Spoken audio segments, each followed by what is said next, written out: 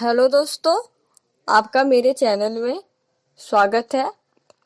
आज की कहानी का शीर्षक है बेईमानी का नतीजा। दोस्तों, कहानी को सुनने से पहले मेरे चैनल को सब्सक्राइब कर दें ताकि मेरे हर वीडियोस आप तक पहुंच सके। तो चलिए दोस्तों, कहानी शुरू करते हैं। एक बार की बात है, दो व्यक्ति थे जिसका नाम था मामा और फूफा। मामा और फूफा दोनों व्यापार करते थे और दोनों व्यापार में सहभागी थे।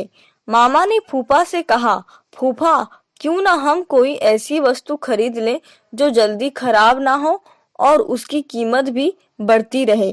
फिर हम उसे कुछ वर्षों बाद बेचें, जिससे उसके मूलधन से ज्यादा दाम मिले।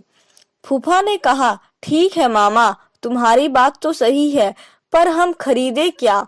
उन्होंने आपस में राय मशविरा किया और लोहा खरीदने का निर्णय लिया। दोनों ने बराबर रुपये मिलाकर लोहा खरीदा। फूफा ने मामा से कहा कि लोहा वह कहीं सुरक्षित स्थान पर रख दे। मामा ने लोहा अपने पास एक पुरानी कोठरी में रख लिया। कुछ दिन तो लोहा जस का तस रखा रहा, पर धीरे धीरे मामा के मन में लालच आ गया और मामा फूफा को बिना बताए लोहा बेचने लगा। काफी दिनों बाद फूफा मामा के पास गया और बोला, मामा, आज लोहे का भाव काफी बढ़ गया है, जल्दी से वह लोहा निकालो, हम इसे बेचकर आते हैं। इस पर मामा बोला, फूफा, लोहा तो अब कबाड़ घर में नहीं है, क्योंकि लोहे को घुन खा गए हैं। फूफा समझ गया कि मामा ने उसके साथ धोखा किया है और उसे बिना बताए सारा का सारा लोहा बेच दिया है। फूफा को क्रोध तो बहुत आया, पर वह बिना कुछ कहे सुने वहां से चला गया। इस घटना के कुछ दिनों बाद फूफा मामा के पास आया और बोला, मामा, मैं एक बारात में जा रहा हूँ, बड़ा अच्छा इंतजाम है, अकेला हूँ, चाहो तो अपने लड़के को साथ भेज दो, उसकी भी मौज हो जाएगी और कल सुबह तक हम वापस भी आ जाएंगे। मामा बोला, क्यों नहीं, बेशक तुम मेरे लड़के को अपने साथ लेकर जाओ, और हाँ, इसे बारात में अच्छी तरह खाना खिला देना। फूफा बोला, यह भी भला कोई कहने की बात है मामा, तुम निश्चिंत रहो। इस तरह 2 दिन बीत गए। मामा का लड़का अभी तक घर वापस नहीं आया। मामा को बहुत चिंता हो गई कि अभी तक उसका लड़का घर वापस क्यों नहीं आया है। वह अपने लड़के के बारे में जानने के लिए फूफा के पास गया और बोला, फूफा, मेरा लड़का कहाँ है? वह अभी तक घर वापस क्यों नहीं आया है?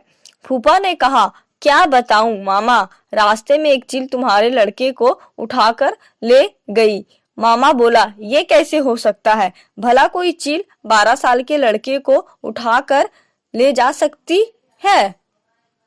सीधी तरह मेरा लड़का वापस करो, नहीं तो मैं राजा भीम के पास जाऊंगा। फूफा बोला, ठीक है मामा, चलो राजा जी के पास चले, अब वही न्याय करेंगे।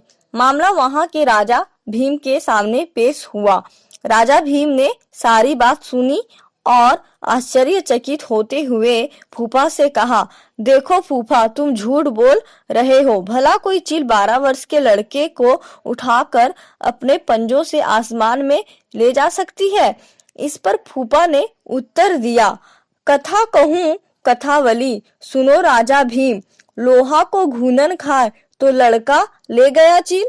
इस पर राजा भीम समझ गए और उन्होंने मामा को आज्ञा दी कि वह फूफा का लोहा वापस कर दे और फूफा को कहा कि वह लड़के को मामा के पास वापस पहुंचा दे।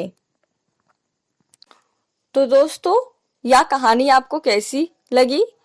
दोस्तों, इस वीडियो को लाइक कीजिए, कमेंट कीजिए, सब्सक्राइब कीजिए और शेयर जितना हो सके कीजिए और नोटिफिकेशन बेल को ऑन करना ना भूले।